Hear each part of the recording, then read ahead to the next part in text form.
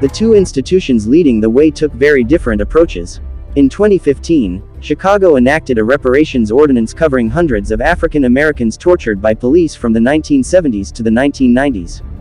The law calls for $5.5 million in financial compensation, as well as hundreds of thousands more for a public memorial, and a range of assistance related to health, education and emotional well-being. Then, last spring, students at Georgetown University voted to create a fund that would raise $400,000 annually to benefit the descendants of almost 300 enslaved people sold by the college in the 1830s. A few dozen torture victims. A few thousand descendants of a slave sale. The numbers are not statistically significant in the context of the millions descended from enslaved African Americans. One form of reparations offers restitution for living victims who suffered in the recent past. The other focuses on descendants many generations removed from the original injury. In Chicago, survivors received direct financial awards. At Georgetown, the money will be spent on charities and other indirect benefits. In 2018, after discovering evidence of past slaveholding at several of its Louisiana convents, an organization of Catholic nuns decided to fund reparations for descendants. An Episcopalian seminary in Virginia that employed enslaved workers on its campus before the Civil War unveiled a $1.7 million reparations package last fall. In New Jersey, the Presbyterian Princeton Theological Seminary announced a $27.6 million endowment to fund scholarships for descendants of slavery, enhance awareness of the school's historical links to enslavement and support underserved communities in the area. These institutions see these steps as necessary and redemptive. Publicizing its connections to enslavement was an act of confession, explained an administrator at Princeton. These responses are intended as acts of repentance. Reparations at the local level, as well as on the national scene, need a political movement driven by historical fact and public sympathy. Action to address evils of the past often results from crises of the present. In Chicago, for instance, the decision to pass the 2015 reparations ordinance was linked to the rise of the city's Black Lives Matter movement, as well as outrage over police shootings of African Americans. None of these policies can replace national action. Even combining their efforts, local and corporate entities couldn't afford the scale of repayment, often estimated in the billions of dollars, that a federal reparations law would probably entail. Nor can individual expressions of remorse stand in for the formal apology on behalf of the people of the United States for the perpetration of gross human rights violations and crimes against humanity on African slaves and their descendants, called for in H.R. 40. A federal law awarding reparations to the descendants of enslaved African Americans would be a matchless act of remorse and restitution. A systematic crime requires a systematic response. No partial undertaking can substitute for such a step.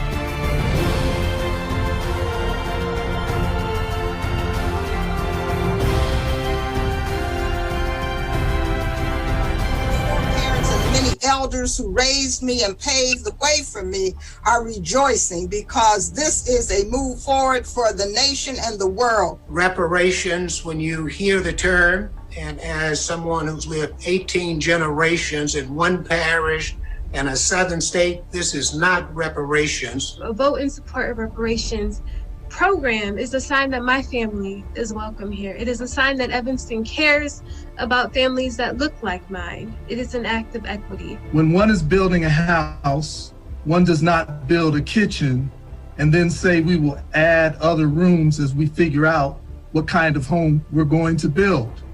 It's just bad public policy, and it blatantly leaves an impression that Black people are not entitled to the same levels of concern and care as other city programs and projects.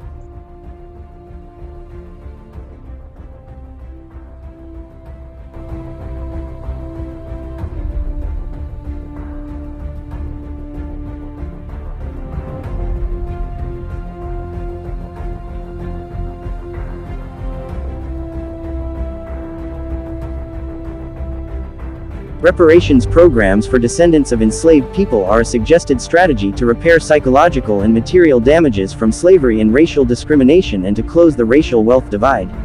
Surveys and interviews of Japanese Americans who survived World War II internment camps suggest reparations can increase faith in the government, provide closure and emotional relief, and may alleviate economic hardships.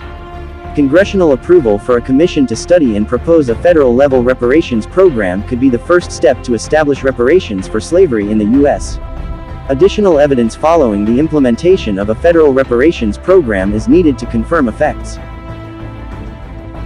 Reparations may reduce health disparities between white and black Americans by addressing the vast gap in resources on both individual and community levels.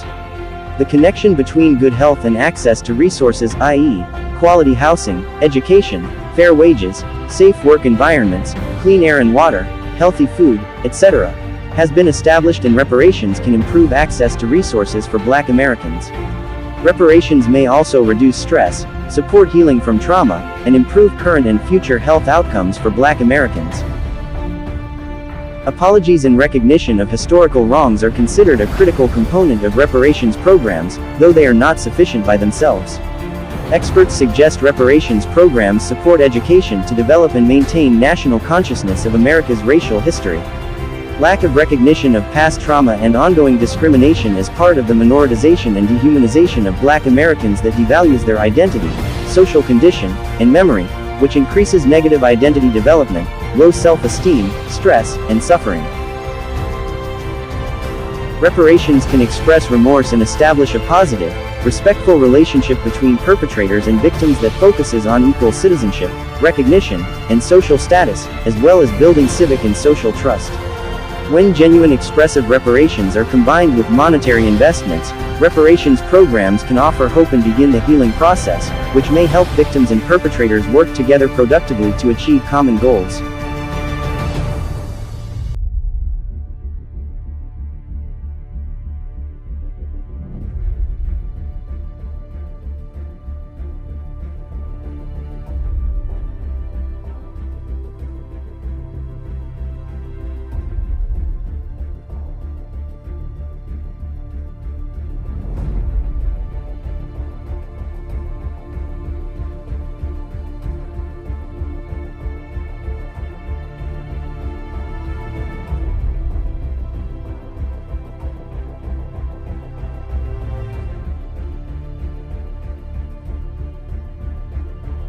At the federal level, the House of Representatives is considering a bill, H.R. 40, to create a commission to study and develop proposals for reparations for slavery and discrimination in the United States. H.R. 40 was first introduced in 1989 by Representative John Conyers, D. Michigan. In January 2021, the bill was introduced again and assigned to committee.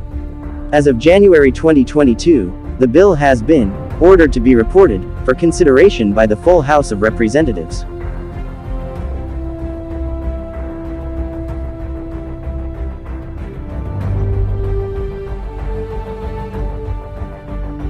Expected beneficial outcomes rated: increased income, increased asset accumulation, increased social connectedness, improved mental health, improved health outcomes, reduced stress.